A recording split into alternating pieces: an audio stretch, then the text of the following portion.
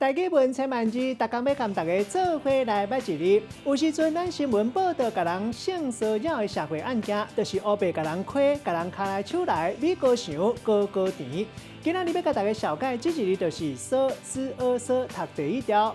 台语字典解释讲，这个说就是扰乱的意思，咱讲骚扰。另外，这个说嘛有幽文的意思，古早讲诗人就是骚人，也有骚客。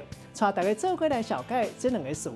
头一个读做风骚，有两个意思，一个是讲一个人真风流，看起来无正经；另外，搁一个意思是讲一个人真爱世界去耍。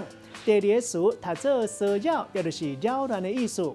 现代有一个词叫做性骚扰，也是甲人黑白卡来手来，起高山，米高想，高高甜，或者是讲话甲人亏，互人感觉无爽快。古早有一个词讲是骗蚵，也就是亲像是蚵仔同款的骗蚵黏贴贴。譬如讲，一个人一直挖过去甲人对，甲人乱。咱用一句话来举例，甲这两个词夹做伙。譬如讲，古早出搬东北虎，刀前过风骚，是文学家、画图家，正做江南四才子。也毋过伊袂下流，黑白甲人性骚扰，莫怪互人讹了伊是风流才子。今仔日小解这一日读做说，提供予观众朋友来参考。